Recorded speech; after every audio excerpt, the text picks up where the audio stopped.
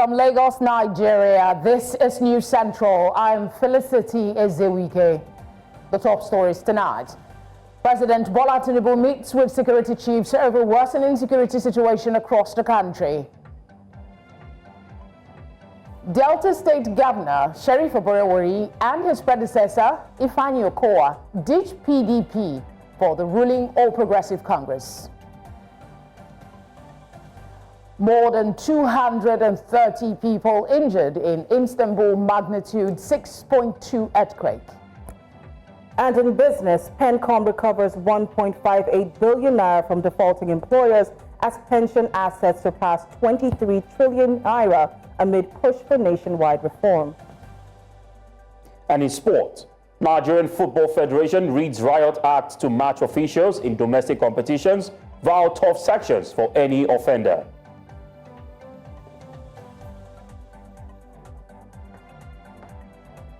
Tonight begins now.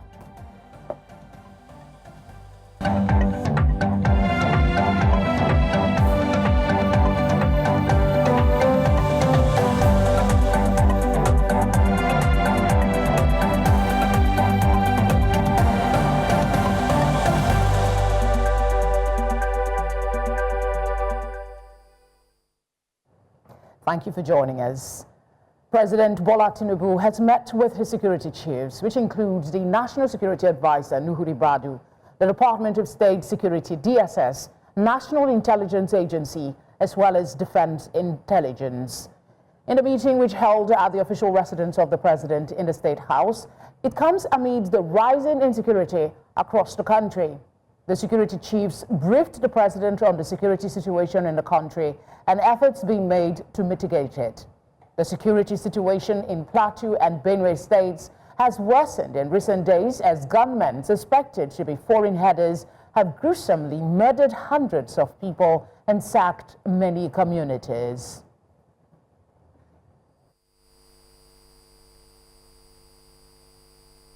The fact is, Mr. President is insisting and working so hard to ensure that we have peace, security, and stability in our country.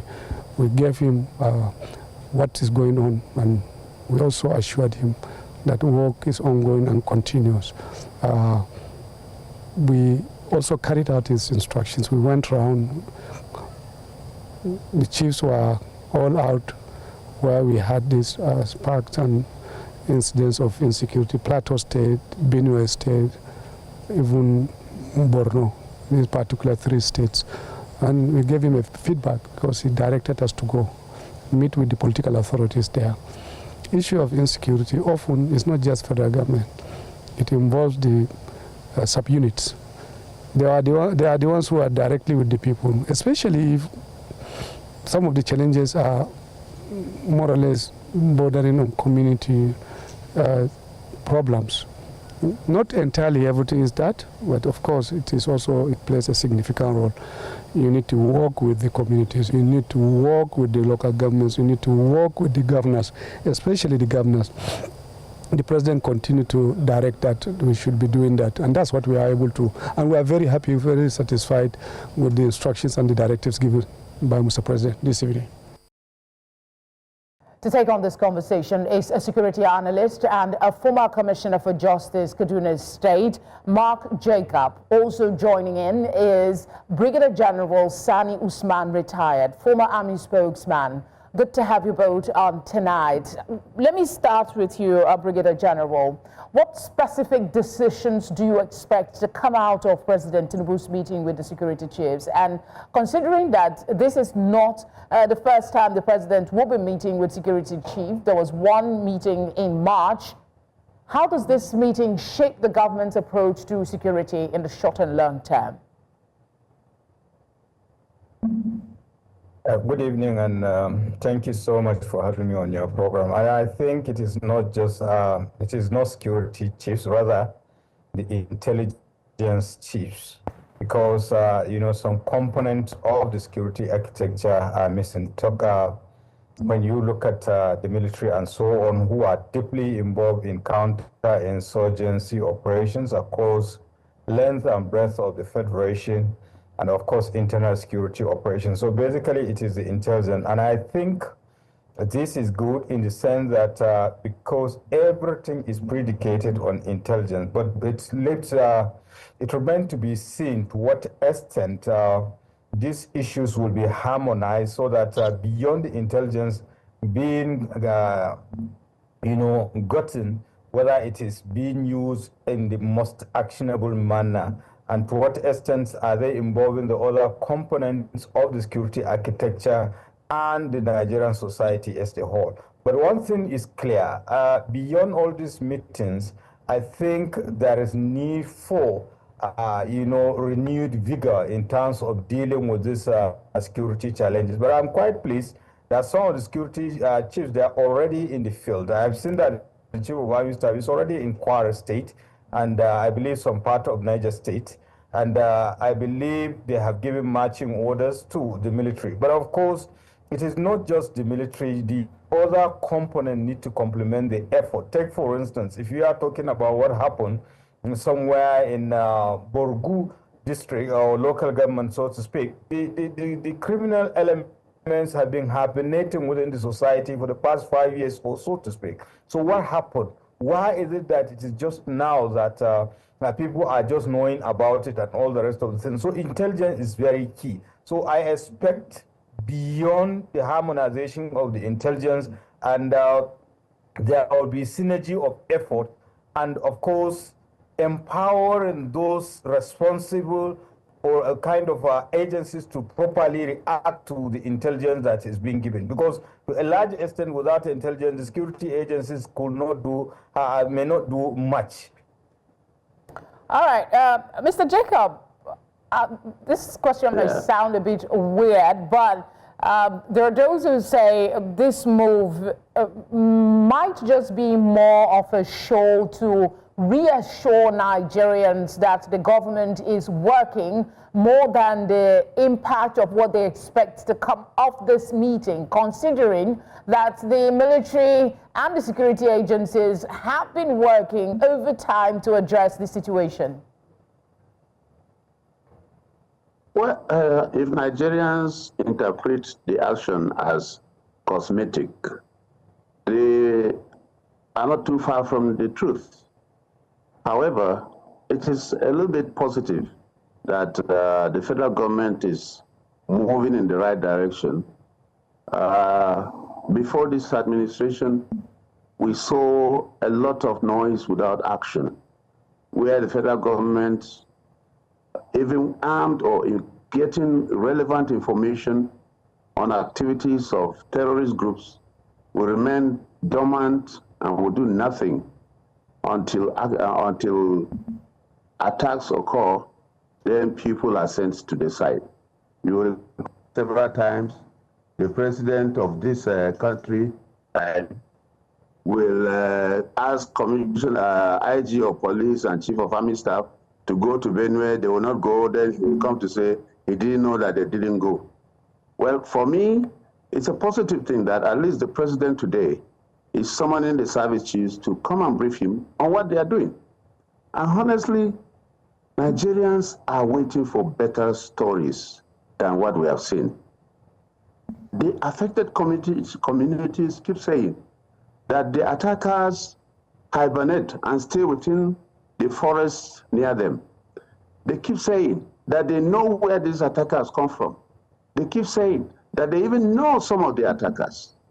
So why does the Nigerian agencies of security, the investigative agencies, why is it that it is difficult for them to apprehend or stop these attacks before they occur? Why are the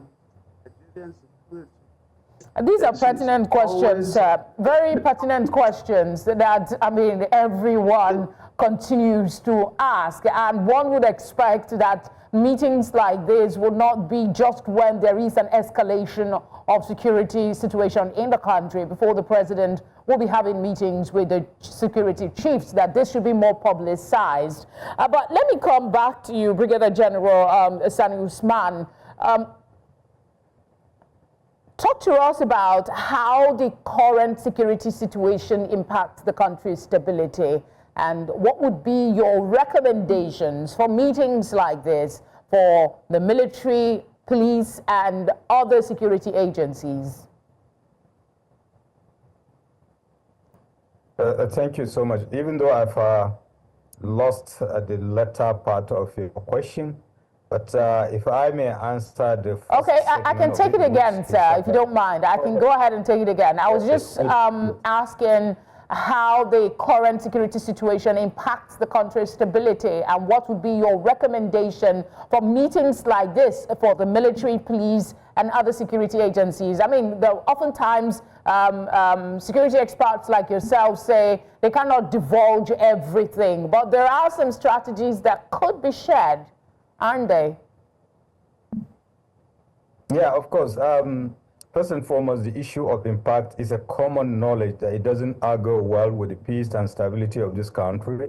You can imagine, with respect of 2 weeks, we have lost precious souls, precious Nigerians that could have contributed to the development of this country, to the, security challenges that we have had in particularly Plateau and Benue State. As a matter of fact, it may surprise you, I was also in Benue State yesterday, and one of the places that we visited, in fact, they were so elated that with the stories, with that kind of situation they are in, that people have confidence in, coming to them. So you can understand it is affecting the socio-economic well-being of the Nigerian society, not just the affected people. So you can go on and go on, to enumerate quite a number of negative consequences of this security challenges. So maybe you could just focus on the recommendations then.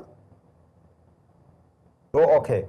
In terms of the recommendation, of course, they have started on a good note, and the former Commissioner of Justice has stated that, and we need to see more synergy of effort. This summoning is just that of the intelligence community. The other components are missing. So we look forward to see more synergy of effort, within the intelligence community, and of course the other responders, talking about the police, the military that are deployed in internal security.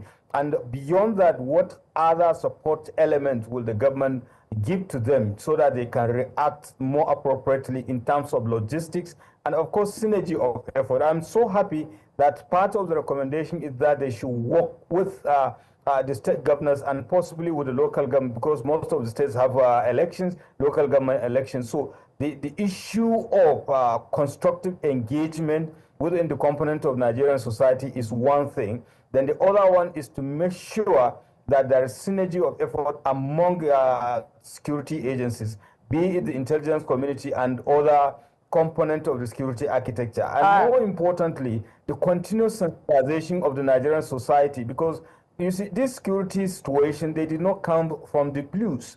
The people who are quite aware of some of these challenges, it's those that they are helpless, now that they need a listening ear. But beyond that, again, these security, challenges, they don't come from this. All right, let me interject quickly in the interest of time and go over to the issue of justice is very important. Yeah, Mr. Jacob, I just want to jump off what he said, sensitizing the society, sensitization.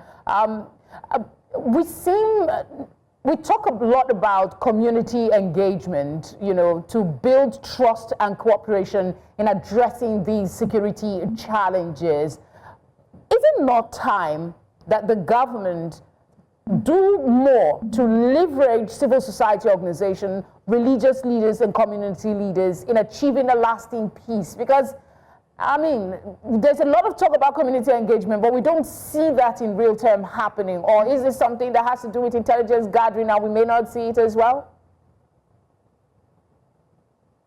Certainly there is a need for synergy between the communities and government. But we cannot have that if the communication between the federal government and the states or the state governments is not coherent.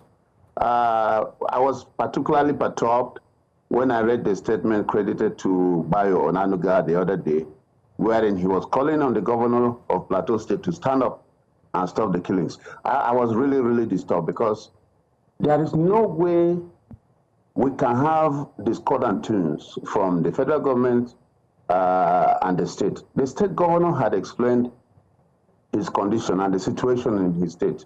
The best I expected was for the federal government to say, okay, we have heard, but we're going to work in synergy with the state government to look at this situation. But Mr. Jacob, I spoke with a representative of the state governor yesterday, an official of that state government, and they don't seem to hold any grudge with the statement that the president has made, especially when you look at it from the angle that the president, in that statement you're referencing from Adenuga, Onanuga, I beg your pardon, he said that the presidency has engaged with the state government over time and made suggestions, and perhaps it's just an expression of frustration that maybe the advice that's given is not being taken.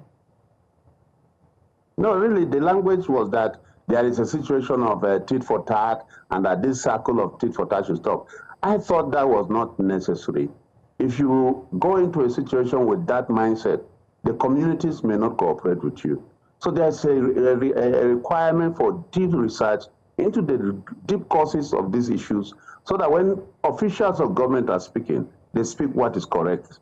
And then you use civil society organizations, use the non-governmental organizations, like I said, and of course, leverage on available data at the abundance of government at the state level and local government to prepare your speeches. It doesn't augur well when we begin to hear discordant tones from the different levels of government. And I'm happy that this is being done. This meeting, the next level should be at the state level, where the security chiefs at the state level are brought together to discuss. I like what the general has said, that there is need for interagency cooperation, and there is absolute need for winning the confidence of the people so that government is seen as a collaborator in bringing peace and harmony to the people. That state level is also a group that sees the people as enemy. All right, Mr. Jacob, the state level you recommended is also something a lot of persons have talked about. I think it goes in line with the community suggestion, getting them more involved.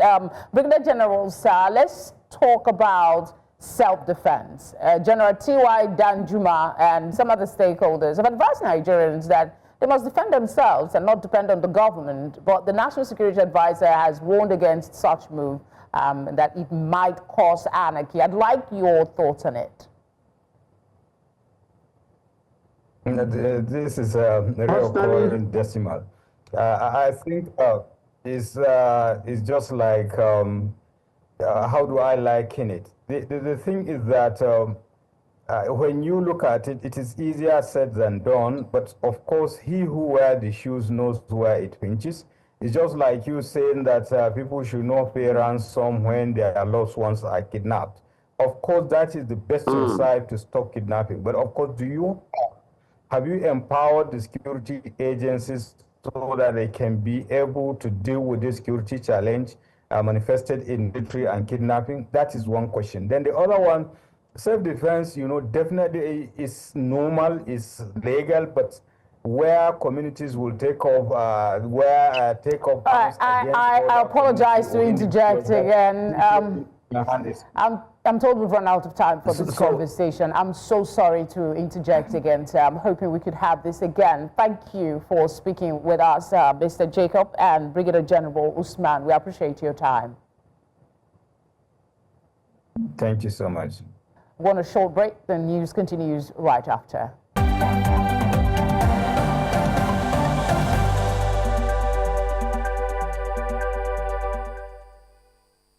Senator Kawul Samaila, representing Kano South Senatorial District, has dumped the New Nigeria People's Party for the ruling All Progressive Congress. Senator Sumaila confirmed his defection on Wednesday, citing what he said was the primary need to protect the welfare of his immediate constituency. Sources also said on Wednesday that more defection were being expected across the political landscape, with the notable mention of the senator representing Edo South Senatorial District and Chairman of the Senate Committee on Ethics and Privileges, Neda Imaswe, likely to dump the Labour Party for the APC. Also, following an expanded stakeholders meeting held on Wednesday at the Delta State Government House in Asaba, Governor Sheriff Oborevwori announced his resignation from the ruling PDP in the state to join the All Progressive Congress APC. News Center's correspondent Austin Azu tells us more.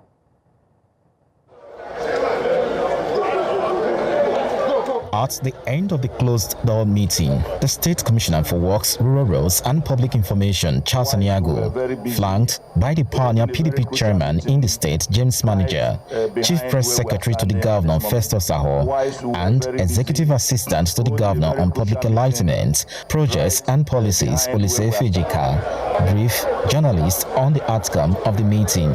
And in taking that decision, we came to the inevitable conclusion that moving out of the PDP is very, very necessary for us to be able to collaborate with our kith and kin and build that state that every Delta will be proud of. We believe that what is happening and the state of the PDP is akin to that palm wine whose tastes have changed, and there was a need for us to change the drinking pattern. Aniago says all stakeholders, including leaders and members of the PDP, resolved to join Governor Sheriff Oborevwori to move to the APC and would be received at a rally by Vice President Kashim Shettima in Asaba on Monday. Unanimously, by leaders and stakeholders of the party, and by the grace of God, on Monday next week, we will be able to make a very big statement as to the fact that we are moving into the APC. Providing further details, James Manager discloses that due to the unresolved leadership crisis rocking the party at the national level, it becomes imperative for the state PDP to move into the APC to win the 2027 elections in the state. PDP is in trouble, truly. So for so many other deeper reasons that I'm not in a position to give you now, I don't think it is good enough for the PDP family in Delta to continue to be inside that boat. Observers are key at how the political climate unfolds in Delta State, with further defections anticipated at the ward level in the coming days. In Asaba for News Central, Austin Azu. Minister of the Federal Capital Territory, Nyesom Wike, has praised the former governor of Delta State and the People's Democratic Party, PDP, vice presidential candidate in the 2023 election, Dr. Ifeanyi Okowa, for supporting President Bola Tinubu.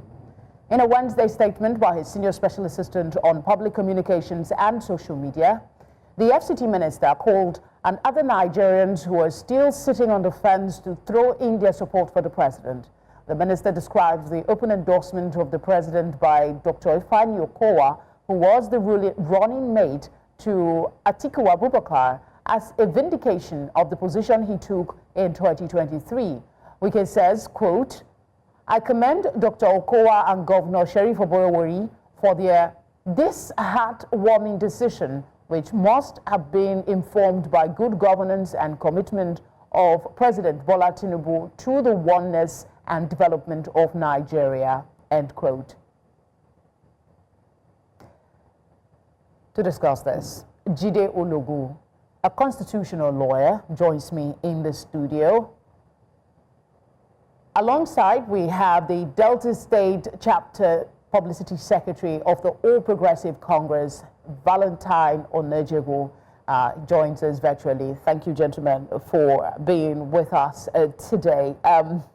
I don't even know where to start from. I mean, where does the Constitution stay? What does it say in situations like this for a sitting governor to defect? This is not the first time we're having this scenario, but for the purpose of education, talk to us about that, and if there are any implications. Thank you very much. You know, constitutionally speaking, there is no express provision in the Constitution concerning the defection of the governor. But when you talk about the legislatures at the national level and the state level, then you can pinpoint Section 68 of the Nigerian Constitution 1999 as amended and Section 109 of the same Constitution. And a strong argument for defectors can be found in Section 40 of the Nigerian Constitution 1999 as amended, specifically subsection 6, that talks about your freedom of association and to join any political party of choice. But when it comes to members of the National Assembly and the House of Assembly, it's expected that there should be a crisis in the party under whose platform the defector gained victory, and such crisis must be in the coloration that runs from the from top to bottom. And that is why, in the case of PDP migrating to APC in Delta State, reference is made to the crisis in PDP. And in respect of the governor, we've had the case of former governor of Cross River State, His Excellency Ben Ayade, defecting from PDP to APC. He did not lose his seat as the governor. We also have the president of former governor Umahi of Ebonyi. He did not lose his seat. So there hasn't been a governor that defected and lost his seat in Nigeria. But even that of the legislatures, we saw the dimension the decision of the Supreme Court took in the case of the 27 members of River State House of Assembly that defected. So by and large, it's neither here nor there. And I think the basic question that we should be asking is that what are the root causes? And it's been traced in political science to, fluid ideology. Yes. And other considerations. Talking about fluid ideology, we have Valentine now, and I'd like to come to you and say, critics, or should I say analysts, are saying that the APC is celebrating now. There was a time the PDP was also the party to belong. Ideology-wise, they're saying that APC is preparation for 2027, and APC again is just a vessel. It is not the ideology that is pushing these people to coming. So, what would be your response to comments like this, and what would be the impact for the party's fortunes in Delta State? Okay, thank you very much. Can you hear me? Yes, I can. Go ahead, sir. Hello? Am I on? You are on, okay. Valentine. Go ahead. Yes, thank you very much. It's a wonderful. Okay, it's a wonderful day for the APC Delta State. We welcome the development of the governor and others from the PDP joining us. As for ideology, we can all see that the progressive ideology of the APC has taken firm roots in the political landscape of Nigeria. As of today, with the governor, Delta State governor joining the party, the ranks of APC states in the country has swelled to about 20-something, 26 or 24 now, if I'm not mistaken, 24, 25 in the country. So the progressive ideology of the APC is taking firm roots all across the country. And in Delta State, we are very much in a celebratory mood for the governor and other PDP members who are coming to join the APC. It means right now, Delta State is APC, and it has changed the political landscape of Delta State for the very first time since 1999, the introduction of our president democracy. All right, I think the network has stopped him from continuing. So Valentine. The APC family. Okay, he has talked about the excitement in Delta State, about, everybody's happy that they're coming. But I'd like to ask you that same question that I put at the onset. Is this a strategizing ahead of 2027? People are going to what they see as the winning party at this time and leaving the PDP to go on its own. Absolutely. When one of the stalwarts of the PDP, now defecting to APC, was commenting, he made reference to some deeper issues that he could not start expressing.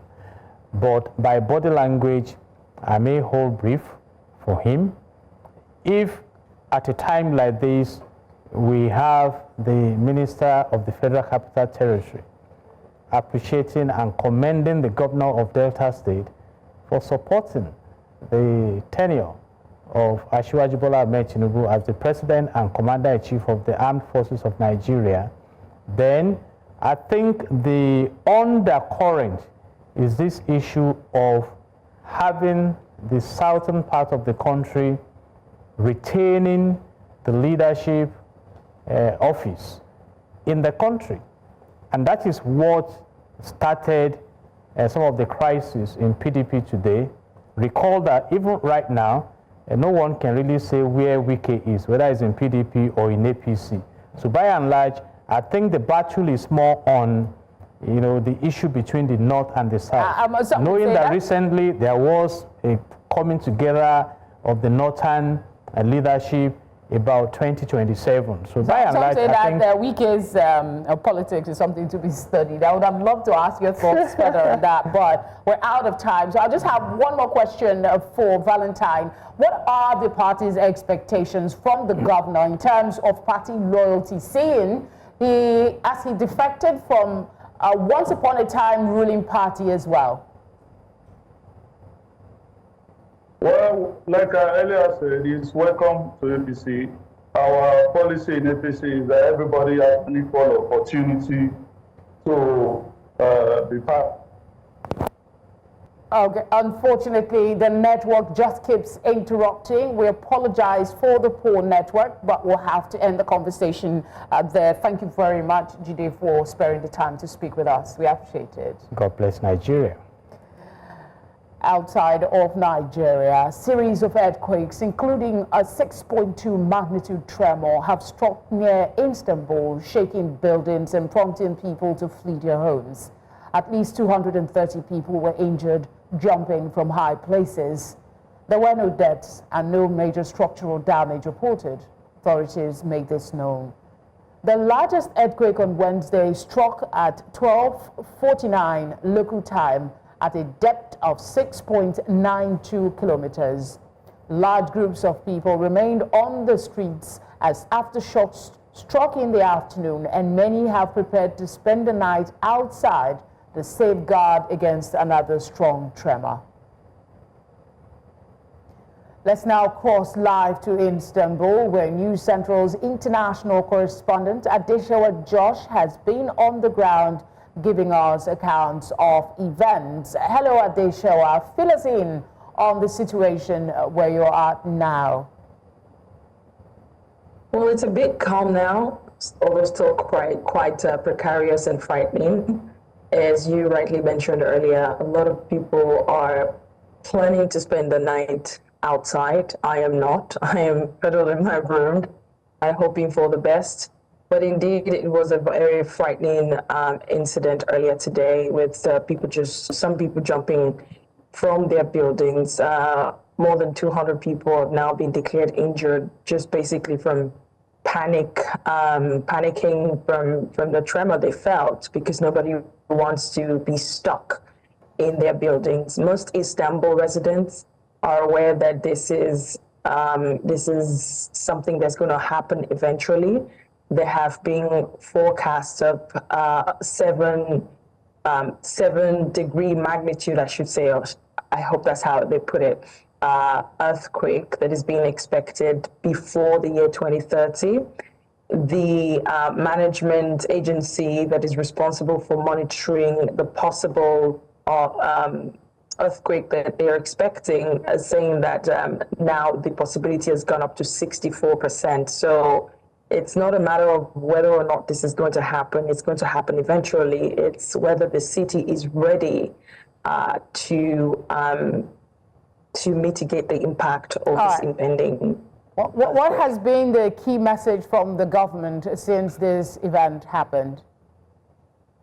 It's basically look after yourself. They've put all the agencies responsible on standby. So everyone is just on high alert. And to be honest, very anxious because after the first one struck, the big one, 6.2 magnitude, there were over 50 aftershocks after that. So you would feel the tremor, you would feel the ground you're standing on shaking, and that's a very terrifying thing. So President Erdogan on his X handle said that earlier that AFAD, which is like our own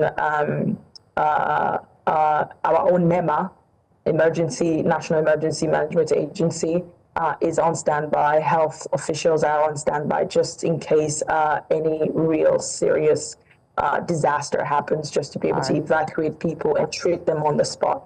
So yeah, everyone is anxious, everyone is expecting but hoping for the best right now. Okay, I guess I must say it. Please be safe while you're out there until you get back. I will speak to you again soon. Thank you. Business News is next after the break. Do stay with us.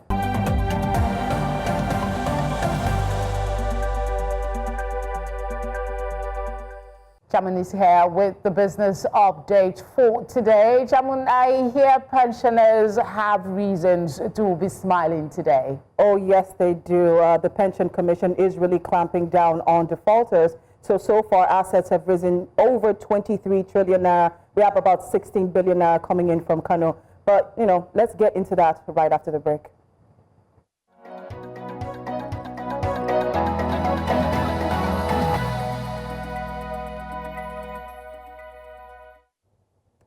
Well, the National Pension Commission has recovered 1.58 billion naira from defaulting employers through intensified enforcement efforts. During the 2025 First Run Consultative Forum in Kano, PenCom Director General Omolola Oloworaran announced that pension assets under management have surpassed 23 trillion naira. She noted improved remittances from states, with only 25 states and the FCT enacting laws for the Contributory Pension Scheme. She stated that PenCom introduced a flexible adoption model to support full CPS implementation and is providing technical support to states. Kano State's head of service confirmed 16 billion naira had been paid in outstanding entitlements under its hybrid pension reform efforts. Asian stocks advanced on Wednesday, tracking Wall Street's rally after U.S. President Donald Trump signaled that the Reserve Chair Jerome Powell and hinted easing trade tensions with China.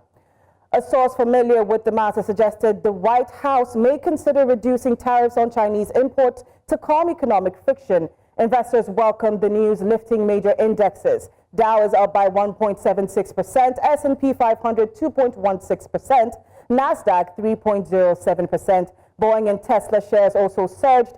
Meanwhile, gold slid 3.09%. The dollar strengthened and U.S. Treasury yields dipped. Global sentiment improved, with MSCI's World Stock Index and Europe Stock 600 also posting strong gains. All right, so let's move on to the stock market. Trading activities in the Nigerian equities market closed positive. At the end of the day, stock market advanced by 0.54%, and we have the all-share index at 105,305.25 points, and the market cap has settled at 66.15 trillion naira. Moving on to sectoral performances, trading activity sustained the strong momentum seen at the start of the week following the Easter break, driven by renewed buying interest across key sectors. This positive sentiment pushed the all-share index above the 105,000 basis points mark once again. So taking a look here, we're seeing the banking sector has gone up by 2.93%. Insurance is down by 0.81%. Oil and gas also down by 0.09%. Consumer goods up by 1.25%, and industrial goods is pretty much staying put at 0.0%. Well, that's all for business tonight. My name is Chamon Dabeng. We'll take a short break, and when we get back, more on tonight.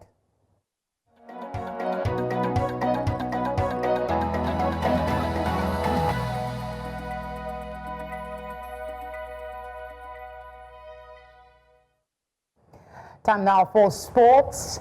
Favor, I hear that the referees are getting some knocks. Well, the NFF has, sent a note of warning to referees, especially towards the end of the season, that if they are found wanting match fixing, they could face 10-year ban from the world of football. Many more after this break.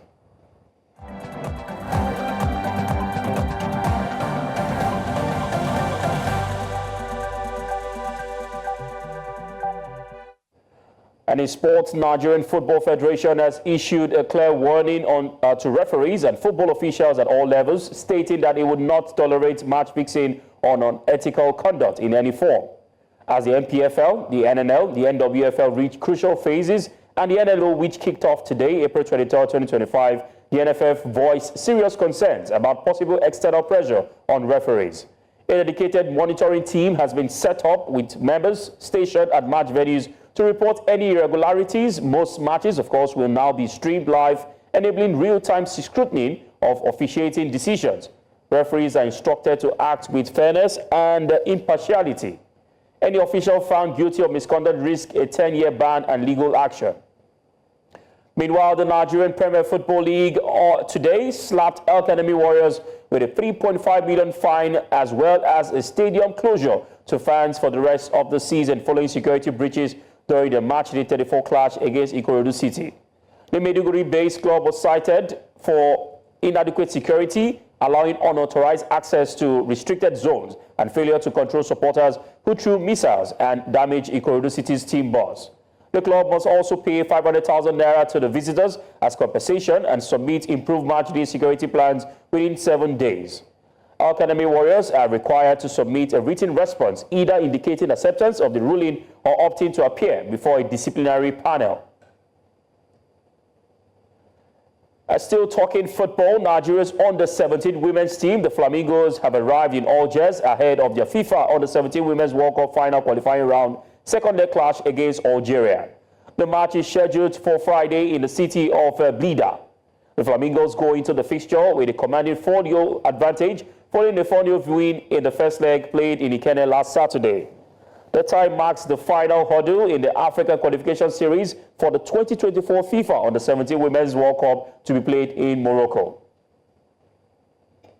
And now to athletics. The Athletics Federation of Nigeria has released a full list of athletes who will represent the country at the 2025 World Athletics Relays in Guangzhou, China on May 10th and 11th.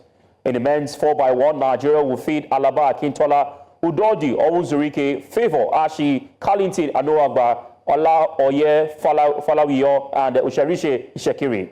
Now for the women's 4x1, Rosemary Chukwuma, Success Umokoro, Tiana Eyabomeya, Favor Ofidi, Jennifer Obi Chukwuka, and Toby Amusa will fly the nation's flag.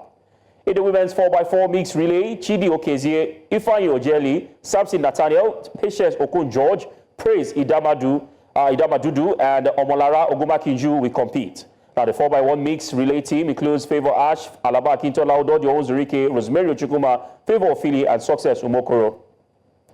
And now, of course, to the world of table tennis, the sleepy town of Otan Ayegbaju in Osun State will host the 5th Michael and Felicia Alabi Memorial National Table Tennis Championships from April 27 to May 3, 2025. Organized by the Osun State Table Tennis Association and backed by the Nigerian Table Tennis Federation, the event, of course, is facilitated by the Michael and Felicia Alabi Foundation.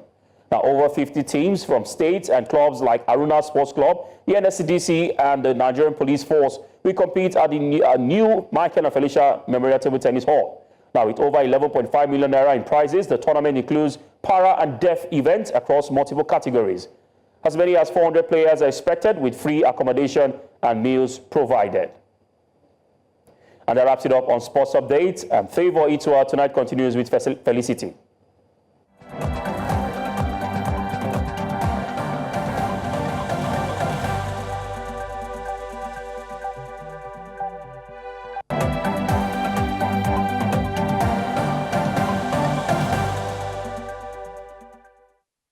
Afrobeat is making waves yet again, and Edoa is here with all the juice. Yep, you know, I'm all smiles because Afrobeats is just making us proud. Went from Nigeria to the world. Everywhere. Well, and we're happy that our favorite celebrities are making this wave and taking Nigeria along with them. You know, Wizkid, Rema, Ashake. Well, don't worry, I'll bring you all the details shortly. All right.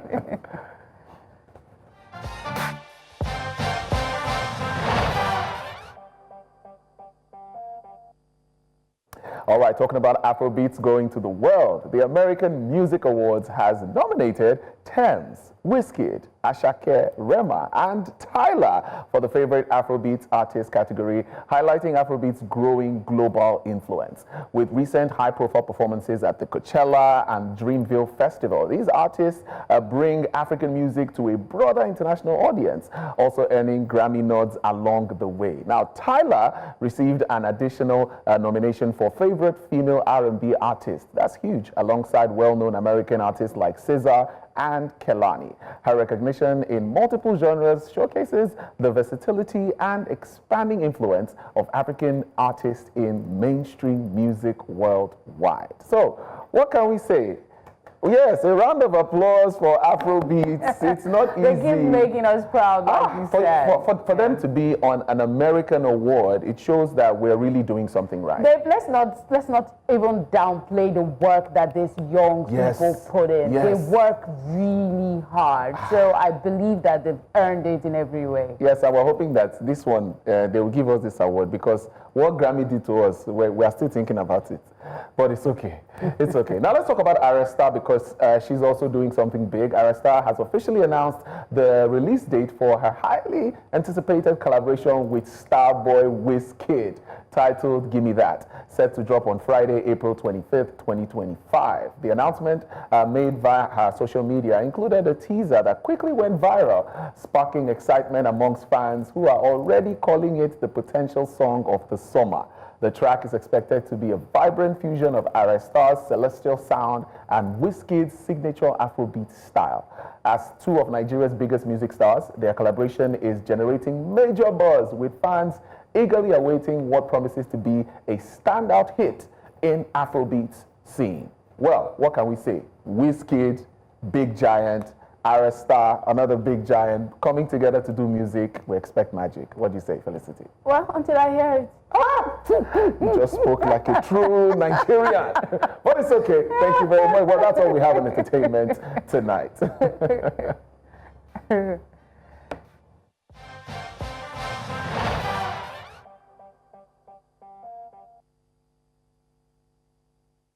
And that's all the news we have for you tonight. But before we go, here's a reminder of our top stories. President Bola Tinubu meets with security chiefs over worsening security situation across the country. We also brought you the news that Delta State Governor Sheriff Oborewori and his predecessor Ifeanyi Okowa have ditched the People's Democratic Party for the ruling All Progressive Congress. And off our shores, more than 230 people injured in Istanbul magnitude 6.2 earthquake. Do send us your eyewitness report. We have the number now on your screen. You can use that, or you could follow us on social media and send us a DM at News Central TV. You can watch News Central live on DSTV channel 422, GoTV channel 23, Star Times channel 274, Avo TV, and on YouTube. Many thanks as always for your kind attention. Have a good night. I'll see you tomorrow.